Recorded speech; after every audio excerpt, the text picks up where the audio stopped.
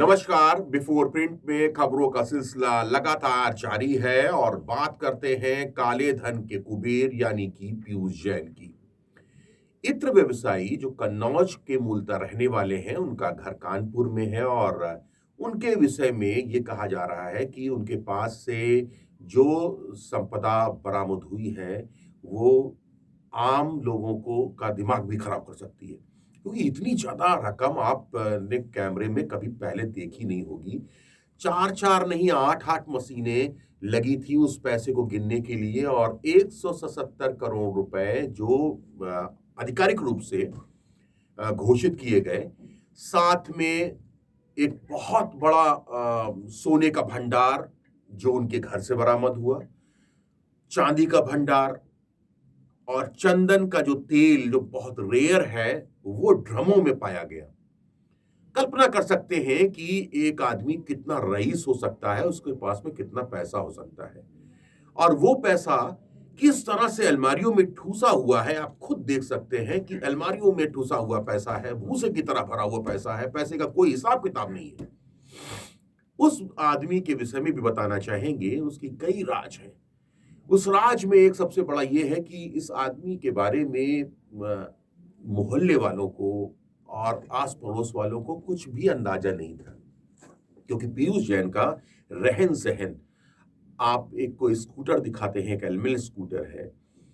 पीयूष जैन अधिकतर उस स्कूटर से चलते थे और जब बहुत जरूरी होता था, किसी विशेष काम से जाना होता था, तो उनके पास में एक सेंट्रो गाड़ी थी।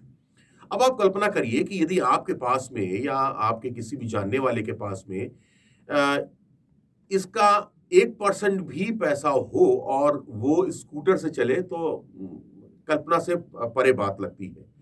उसके पास में बड़ी-बड़ी गाड़ियां हो सकती हैं, लेकिन पीयूष जैन ने गाड़ियां बिल का शौक ही नहीं पाला।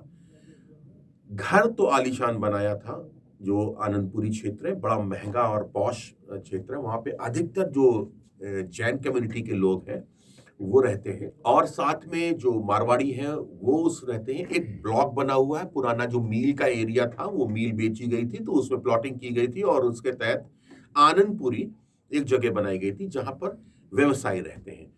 तो जो आस-पास के लोग हैं, जैसे हमारी बात हुई, जो पास में एक सब्जी विक्रेता मदन है, उससे बात हुई, तो उसका कहना था कि कभी ऐसा महसूस ही नहीं हुआ कि ये इस व्यक्ति के पास में इतना पैसा हो सकता है।